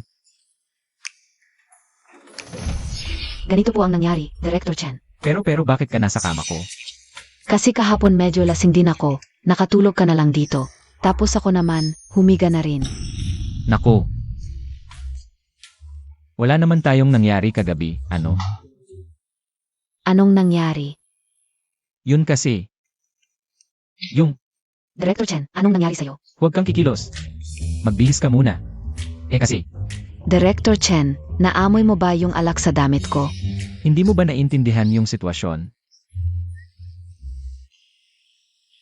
Kaoyu, babae ka. Hindi ka pwedeng maghubad sa harap ng ibang lalaki. Hindi mo ba alam yon? Pag babae at lalaki, dapat may pagitan. Itinuro sa akin yan ng tatay ko nung bata pa ako. Pero namatay na siya ng maaga. Magaling naman siya sa trabaho.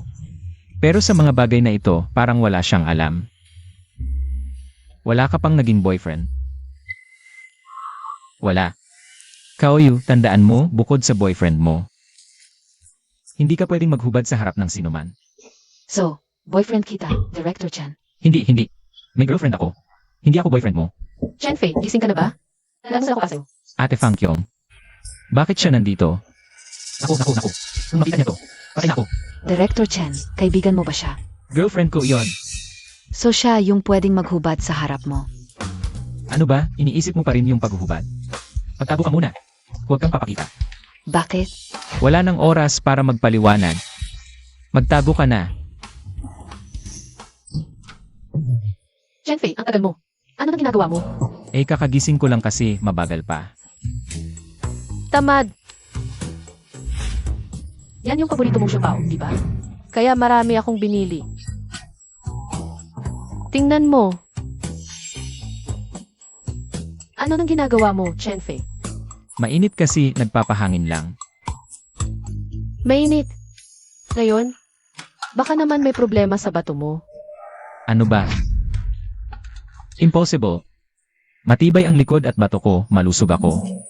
Di ako naniniwala. Subukan mo. Ay naku, kain ka na bago lumami. Ako na ang mag-ayos. Hoy, sandali lang. Ano? Kasi magulo yung bahay, baka. Mabago ang tingin mo sa akin. Hoy, 5 taon ka nang nangungupahan dito. Kilala na kita, Saka. Alam ko naman kung sino ka, saka itong kalat. Kailangan na talagang ayusin. Anong nangyari, Ate Fang Kyong? Itong cellphone hindi ito sa'yo, di ba? Ito siya talaga. Nagulat ka, no? Itong cellphone. Sorpresa mo sa akin, di ba? Ahaha. Tama, ganoon nga. Salamat, Chenfei. Sa buong buhay ko, ikaw ang unang lalaking nagbigay sa akin ng regalo. Cellphone lang naman yan. Para sa'yo, cellphone lang. Pero para sa akin, iba ang ibig sabihin nito. Salamat. Pasok na ako sa trabaho. Director, paano naman ang cellphone ko? Kinuha ng nobya ko, pero huwag kang mag-alala. Makukuha ko yan pabalik. Pero nandoon ang mga kailangan ko sa trabaho ngayon. Bakasyon ka ngayong araw, aprobado ko. Paano naman yon? Paanong palaging nagbabakasyon ang sekretarya? Ako ang direktor, magpahinga ka kung sinabi ko. Sige na nga. Ano ba tong nangyayari? Sana hindi titingnan ni Ate Fangkyong ang cellphone. Baka mabuko tayo. Sino yan? Kaklase, hindi mo na ako naalala? Sino ka? Ako si Chengang, katabi mo sa class. Chengang parang kaklase ko sa kolehiyo. Wala akong maalala. Si Chengang pala. Ano ang kailangan mo? Ganito kasi, si Monitor Jiang Haibo, magkakaroon ng reunion mamayang gabi. Sa Fu Haiyun Chan. Libre ka ba? Medyo marami akong gagawin.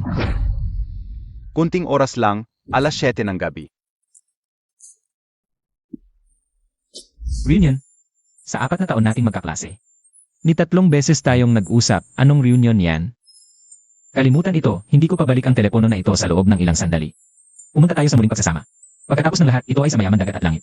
Ito ang teritoryo ko. Mahabang oras na naghihintay si Chenfi. Ako ay isang Chengang, hindi mo naalala ako. O paumanhin ako. May kaunting abala ako. Hindi ako malinaw na ulo. Pumunta tayo, leader ng squad. Nandito sila lahat. Tingnan kung sino ang dito. Nakaupo ka ba ito? May nakaupo dito. Ito ang upuan ng Chengang. Saan ang iyong lokasyon? Xiayanran, hindi ito mabuti. Sa bawat oras ang waiter ay nagsisilbi ng pagkain, siya ay kailangang pumasa. Ang Chenfi na ito ay napakahira. Okay ito. Upo. Dahil ang lahat ay narito, hilingin sa waiter na maghatid ng pagkain. Oh, monitor, mayaman ka. Narinig ko na isang pagkain sa mayaman na dagat. Hindi bababa sa 100,000 upang magsimula. Wala ito upang buksan ang isang kumpanya na may halaga ng merkado ng ilang milyong-milyong. Milyon-milyon ay hindi masyadong monitor. Ikaw ay napakahusay. Nung nagpunta sa paaralan si Chenfi, ikaw ang pinakamababang key. Ngayon na nagtapos ka, ano ang ginagawa mo? Nagtatrabaho ako sa isang kumpanyan. Ito ay naging isang manggagawa.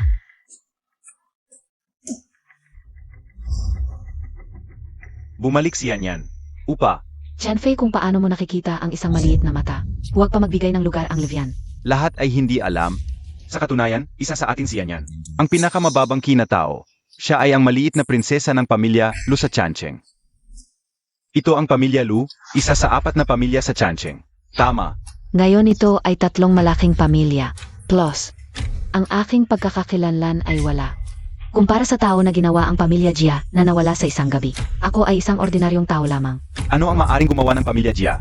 Isa sa 4 na pamilya sa Chancheng. Anong uri ng malaking tao? Dapat siya tulad ng pagkawala sa isang gabi? Hanggang sa alam ko, tila isang lalaki na tinatawag na Chenfei. Hindi ang aming mga klase sa Chenfi. Hahaha. Monitor, napakabuti ka sa pagbiro. Si Chenfei ay isang trabaho lamang. Natatakot ako na ito ay miyembro ng pamilya Jia. Ngunit maaari kang magkaroon ng parehong pangalan tulad ng malaking tao. Ito rin ay isang pagpapala para sa aming mga kasamahan sa Chenfi. Ito ba ay pangalan lamang? Ikaw ay medyo masyado.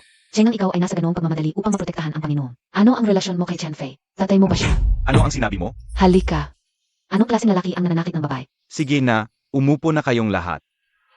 Madami tayong kaklase dito. Bihira lang tayo magkita. Magpakabait kayo. Yan, ngayon, Ikaw ba ito? Ano, Ikaw ba ang gumawa ng kalokohan sa pamilya Jia? mali ang pagkakilala mo sa akin.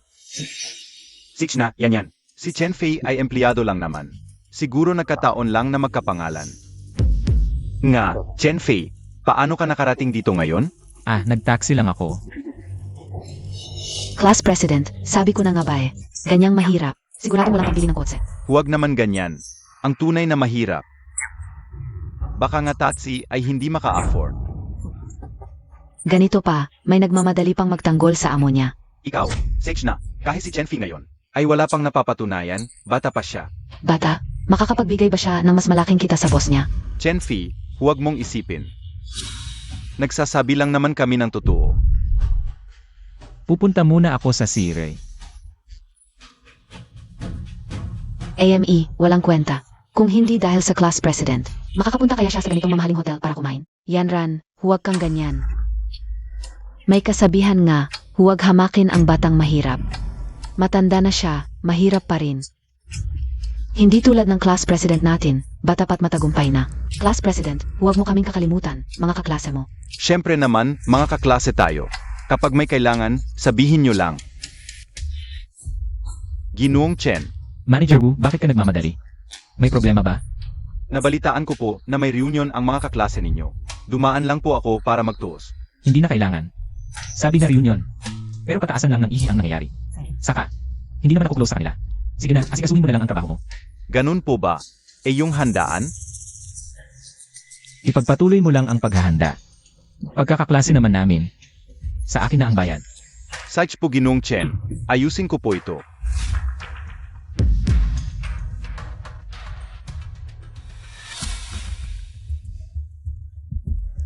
Pasensya na sa abala. Akala ko nahiya ka na at umalis na. Ang kapal pa ng mukha mong bumalik. Aibigan, ano ba ang sinasabi mo? Chen Fi, huwag mo nang isipin yon. Hindi sinasadya ni Yanran yon. Pagdating ng pagkain, kumain ka na marami. Unang business mo dito. Hindi tulad ko, suki na rito, sanay na. Sa totoo lang, hindi naman ganun kasarap ang pagkain dito. Isa ka lang namang mahirap na empleyado, kung hindi lang dahil sa monitor. May karapatan ka bang kumain sa ganitong klaseng hotel? Nakapunta na nga ako rito ng ilang beses. Nakapunta ng ilang bises. Baka naman nagpapalimos lang. Siya Yanran, di ba marunong kang magsalita na maayos? Nagsisipagtanggol na naman. Tama na, kung mag-away pa kayo, pareho kayong lumabas. Chen Fi, pasensya na kay Yanran. Inom ako pa sa'yo. Uminom. Baka hindi na lang. Ayaw mo ba ng respeto ko? Hindi wala, hindi yon ang ibig kong sabihin. Parang, Inaalok ka ng monitor, pinapahalagahan ka. Huwag kang magpakatigas. sige hanggang dito na lang. Yan ang tama. Yanran, ikaw naman, ituos mo si Chen Fi. Sigsh, bibigyan kita ng respeto. Inom ako para sa'yo.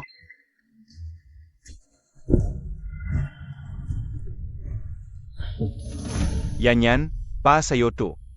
Hindi ako uminom. Haha, okay lang. Nga pala, yan. Bakit hindi mo kasama boyfriend mo? Wala akong boyfriend. Sayang naman. Anong klaseng lalaki ang gusto mo? Baka. Pwedeng maghanap ako para sa'yo. Gusto ko yung katulad ni Chen Fei. Ang ibig sabihin siguro niyan yan. Yung Chen Fei na nagpawala sa pamilyang Jia. Tama. At huwag mo akong tawagin yan. Hindi tayo close. Huwag mo akong gusto. May girlfriend ako. Chen Fei, ang sinasabi ni Lvian. Yung Chen Fei na nagpawala sa pamilyang Jia. Anong kinalaman mo doon? Isa ka lang namang mahirap. Di ko alam kung sinong babae ang bulag na makakagusto sa'yo. Hindi bulag ang girlfriend ko. Maganda siya. Wala ka namang kwenta. Maganda girlfriend mo? Ipakita mo nga sa amin. Sige, tawagan ko para hindi mo sabihing nagsisinungaling ako. Hoy, Ate Fangkyong, pwede ka bang pumunta dito? Sa Fu Haiyun Chen. Chen Fei, uminom ka ba? Class reunion, inalok nila ako. Pero hindi dapat ganun karami ang ininom mo. Mukhang nahihirapan ka ng magsalita. Huwag kang mag-alala Fangkyong, hindi ako lasing. Sa Fu Haiyun Chen, no? Malapit lang ako, sandali lang. Pupunta na ako dyan. Paparating na siya. Ang galing naman umarte, ang mahal siguro ng bayad sa artista. Siya Yanran, ano ba talaga ang ibig mong sabihin? Anong ginawa sa'yo ni Chen Fei? Bakit lagi mo siyang inaasar? Chengang, nagsisip-sip ka na naman. Wala naman talagang silbi si Chen Fei. Bawal bang pag-usapan? Kung wala siyang silbi, kayo meron? Mga sip-sip lang kayo, nag-agawan sa atensyon. Mas masahol pa kayo kaysa sa kanya. Chengang, sinong sinasabing sip-sip sa class president? Wala akong sinasabing ganon, kayo lang ang nag-isip. Hindi nyo ba napapansin, simula sa pool, ang gusto niya ay tulad ni Lian. Kailan ba siya nagpakita ng interes sa'yo? Chengang, gusto mong mamatay. Chengang, ano ba ang ibig mong sabihin? Anong ibig kong sabihin? Simula pa lang, favoritismo na. Anong punto? Sylvian nga. Ayaw niyang makipag-usap sa inyo. Chengang, ipaliwanag mo ngayon o magiging masama ang aw mo. Ano? Totoo ang sinabi ko. Nahihiya ka na? Kung gusto mong mag-away. Nakakainis. Yan, makinig ka sa akin. Boss Fang, nandito ka pala. Bakit hindi mo ako sinabihan? Sasalubungin sana kita. Chen Fei. Ayos ka lang ba, Chen Fei? Siya kaya ang sinasabi niyang girlfriend. Fang Kyong, nandito ka na. Ito ang girlfriend ko, ang pinakamagandang babae sa mundo. Sabi mo hindi ka lasing. Kung ulitin mo to, bahala ka. May gagawin pa kami, uuwi na kami ni Chen Fei. Boss Fang, hindi mo ba ako naalala? Ako si Jiang Haibo. Kamakailan lang, nag-usap tayo tungkol sa collaboration. May gagawin pa ako, hindi na ako mag-usap ng trabaho. Boss Fang, ako ang class president ni Chen Fei. Noong estudyante pa kami, lagi ko siyang tinutulungan, AMEA. Kanina lang, sinasabi mo mahirap lang siyang empleyado. Ngayon nagsisip-sip ka na? Kayo, class reunion. Mukhang paligsahan ng kayabangan ang totoo. Isa lang yan, isang binatang umaasa sa babae. Mauna na ako.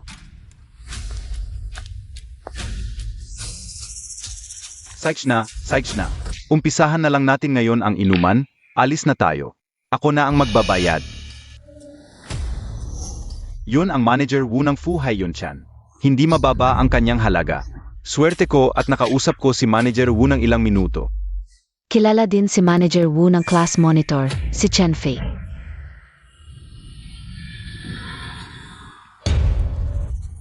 Manager Wu, may kailangan po.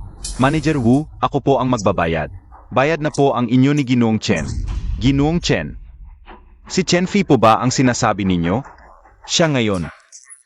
Ang chairman ng aming Fu Haiyunchan. Ano? Manager Wu, ang Ginoong Chen na sinasabi mo, may kinalaman ba sa pamilya Jia? Noong isang araw, yung lalaking Jia na yon, hinamon ang aming Ginoong Chen. Inanggal na sila sa 4 na malalaking pamilya. Ano ang gagawin ninyo? Hindi ka pangalan lang. Siya talaga yon. Si Chen Fei na napabagsak sa pamilya Jia. Impossible. Isang empleyado lang siya, di ba? Sino ka ba para insultuhin si Ginoong Chen? Ginoong Chen. Dahil sa pagkakaibigan nating magkaklase, hindi ko na ito pag-isipan. Ngunit, huwag ninyo akong ituring na katulad ni Ginoong Chen. Si Ginoong Chen ang taong pinakarespeto ko. Walang iba. Dapat kayong magpasalamat na nakakapagsalita pa kayo sa akin. Matapos insultuhin si Ginoong Chen. Alam ko namang si Chen Fei ay hindi lang isang simpleng empleyado. Bakit ninyo ako tinitingnan? Saan ko malalaman na napakagaling pala ni Chen Fei? Nagpanggap pa siyang mahina. Nadaya rin ako. May kasalanan ba ako? Chen Fei. Alam kong hindi ka basta-basta magtatago sa akin. Anong cellphone? Inakala ko pa ng walang muwang. Hindi ko inasahang may iba na pala. Bakit mo ako niloko? Hindi naman ako makikinig sa paliwanag mo. Anong sasabihin mo? Sabihin mo na lang sa akin ang diretsyo. Kung ganoon lang pala ang sasabihin. Niloloko mo lang pala ako. Ikaw at si Kaoyu. Kaoy, mula ngayon, hindi ka na dapat maghubad sa harap ng ibang tao. Nangyari na ba sa inyo? Hindi pwede. Wala kang alam sa mga bagay na to. Maaari kang madaya ng ibang lalaki. Ano? Sa ibang pagkakataon, ipakikilala ko sa iyo ang girlfriend ko. Tapos, ubo-ubo, tuturuan ka niya ng ilang bagay. Sinasabi ko sa iyo, bukod sa magaling ka sa trabaho, parang blankong papel ka sa ibang bagay. Naghubad ka pa sa harap ko. Kung makikita ito ni Ate Fang Kyong, may isip na naman niyang may mali ako. Hindi lahat ng tao ay kagaya ko, isang tunay na Ginoo. Sinasabi ko pa nga sa iyo ang mga bagay na to, dapat masaya ka na. Mukhang may nangyari nga. Pero hindi kagaya ng inaakala ko.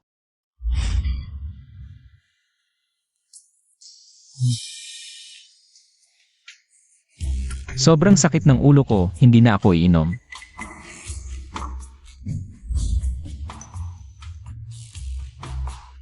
Hindi ba't ito ang cellphone ni Kaoy?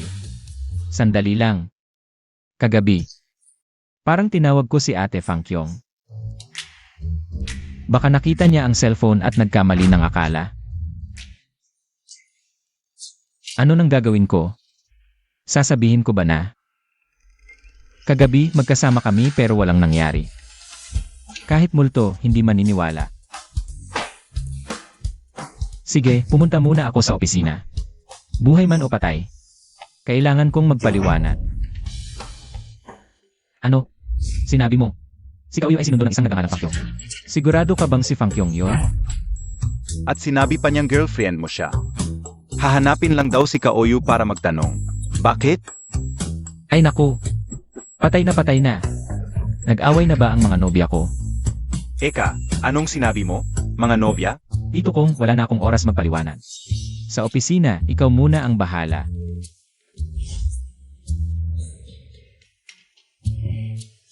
Bakero pala itong lalaking to? Shenfei, dumating ka na. Ate Fangkyong, anong nangyari? Director Chen, sabi ni Boss Fang, pag-usapan namin ang tungkol sa mga kalaman sa katawan. Para daw. Sa mga bata na hindi pa alam ang mga bagay-bagay. Ate Fangkyong, ano talaga ang nangyari? Shenfei, yung nangyari noon.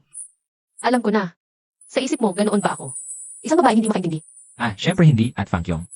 Sa puso ko, ikaw ay napakagwapo, napakatalino, matipuno at malakas. Tumahimik ka nga. Ate Fangkyong, hindi ko sinasabi ang nangyari noon, pero kung sino man ang makakita ng ganoong eksena, magkakamali ng akala. Kung sinamantala mo si Kaoyu noong panahong iyon, mas masahol ka pa sa hayop. Impossible.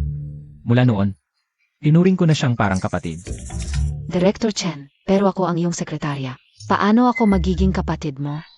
Mas matanda ako sa iyo, kaya kung sabi ko, Kaoyu, alam kong nagpapasalamat ka. Ang Ginoong kong na nag-ampon sa iyo noong bata ka pa. Pero hindi naman sinabi ni Ginoong kong na hindi ka pwedeng maging kapatid niyang babae, di ba? Tama ka. Kaya sundin mo ang kanyang payo, ituring mo siyang kuya. Kapag inapi ka niya, sabihin mo sa akin. Ako ang bahala sa kanya. hindi naman.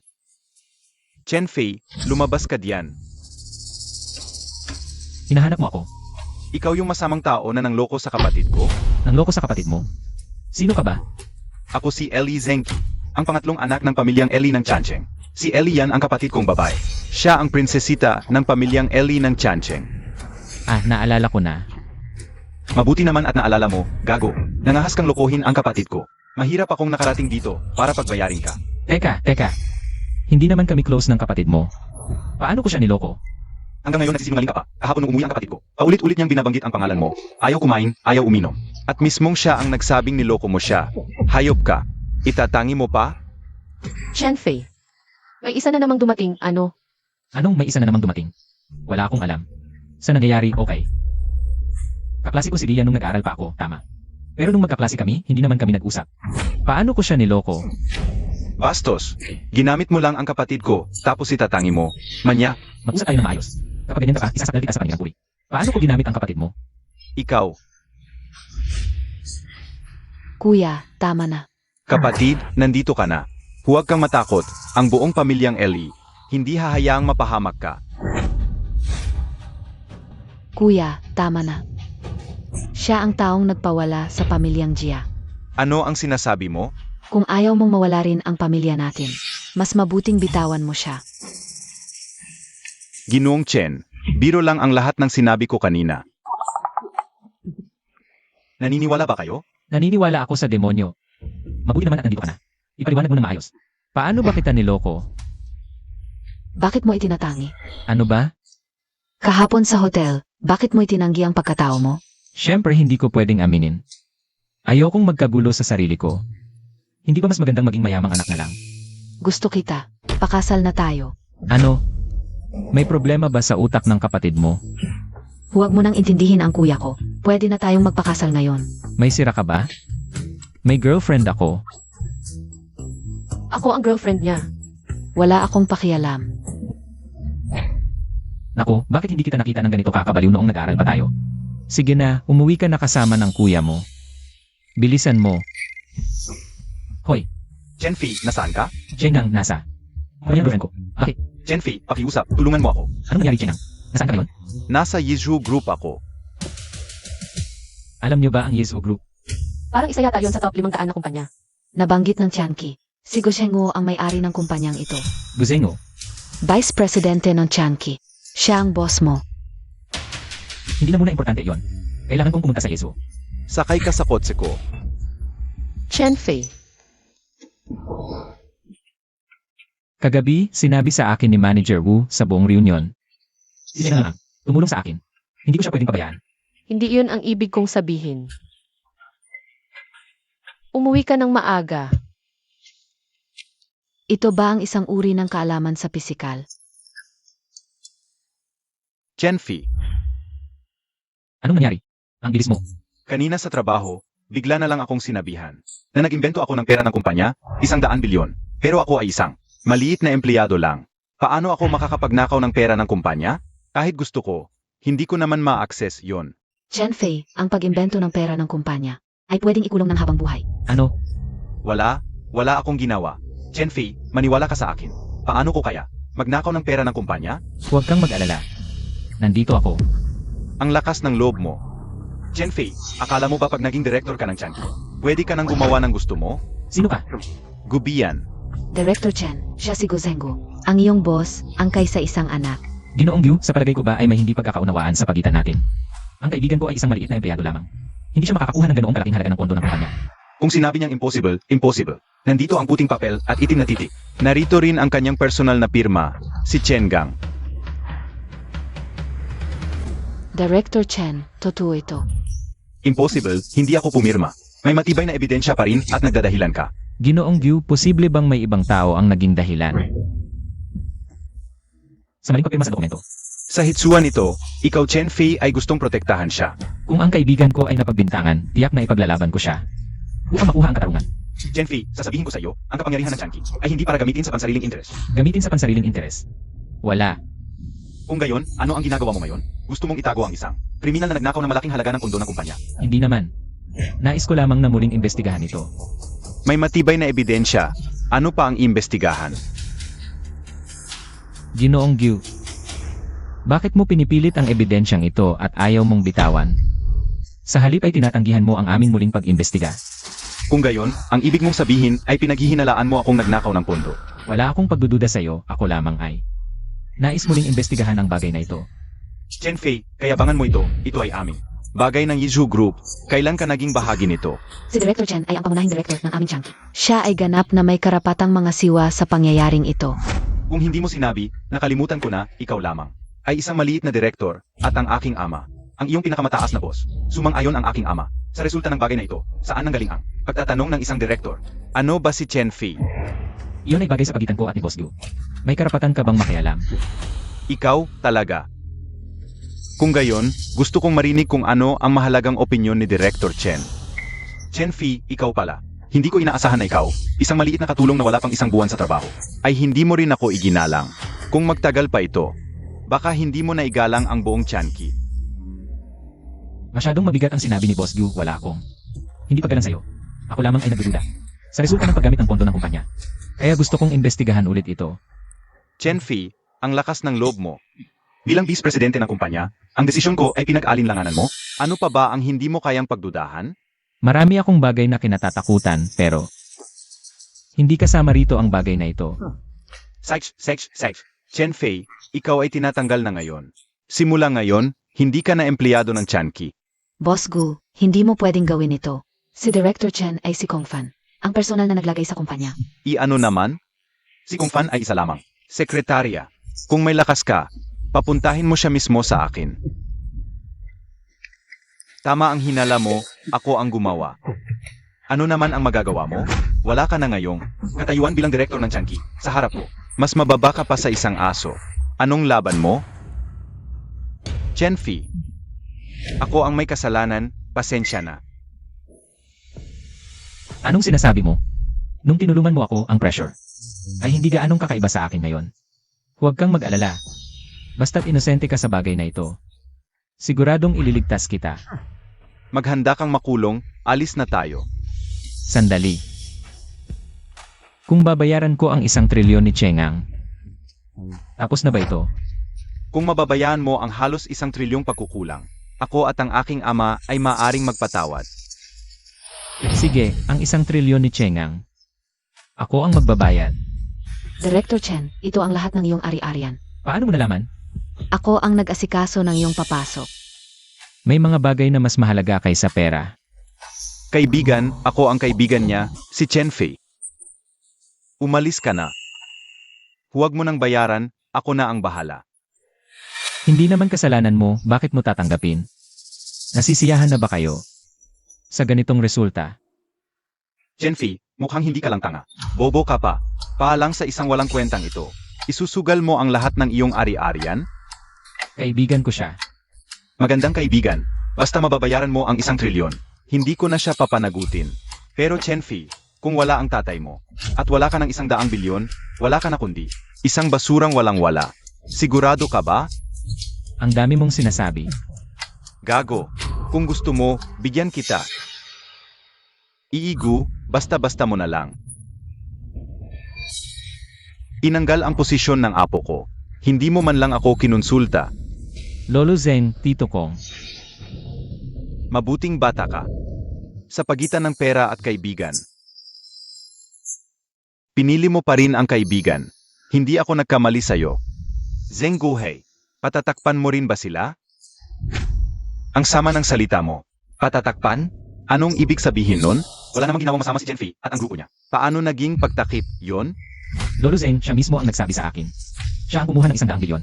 Kadiri, ganoon ba talaga yon? Lolo Zheng, huwag kang maniwala sa kanya. Kanina lang, kinukumpirma ko lang sa kanya ang ebidensya. Ito ba ang tinutukoy mo? Narito ang mga testigo at ebidensya. Nasa ibabaw ang pirma mismo ni Chengang. Pero iba ang naging resulta ng investigasyon ko. Zheng Guohai, alam kong gusto mong protektahan ang inampon mong apo na ito. Pero isip-isipin mo, bilang presidente ng Chanqi, ang pagbaliktad ng katotohanan. Anong kahihinatnan nun? Dapat alam mo. Alam mo pala akong presidente ng Chanqi. Sinong nagbigay sa'yo ng karapatan na magmalaki sa hap ko? Sa mata mo, isang vice presidente. Wala na ba akong halaga bilang presidente? Kung fan, kunin ang footage ng CCTV. Opo. Tatay, ang 100 bilyon, napakalaki naman yata. Kung mabubunyag, kahit vice presidente ka ng Chanqi, hindi mo tayo mapoprotektahan. Huwag kang mag-alala. Handa na ang lahat. Papirmahan mo itong dokumento sa isang tao. Pagdating ng panahon, kahit anong gawin nila, hindi na nila malilinis yon. Tayo, panatag ang loob. Mabuti naman, tatay, yung CCTV. Huwag kang mag-alala. Ang mga tao sa monitoring room, pagdating ng panahon, tatanggalin natin ang footage na ito. Walang makakaalam na tayo ang gumawa. Iigo. Hindi mo inaasahan, no? Na may babalik pa pala. Ang footage ng CCTV, ito. Siya ang nag-utos sa akin. Wala akong kinalaman dito. Ayokong makulong. Ikaw.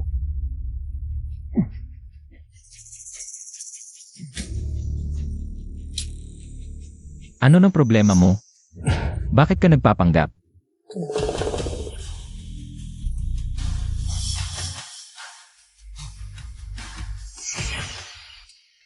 Presidente Chen, ito ang listahan ng mga bagong empleyado. Iwan mo na lang dyan. Bukas ko natitingnan. Ngunit naghihintay pa rin sila roon. Sige, ikaw na. Noong una akong pumasok sa Tianqi, si Kong Uncle din ang nagturo sa akin. Sige, ayos na yan. Susunod ako sa asawa ko. Pupunta kami kay Lolo Zeng. Lolo Zeng, Si Uncle Zeng ay talagang batang isip. Gusto niyang magretiro ng maaga. Pero pinagsubok pa niya ako. Akala ko talaga, mararanasan ko ang buhay ng mayaman. Huwag na lang. Tungkol sa kumpanya.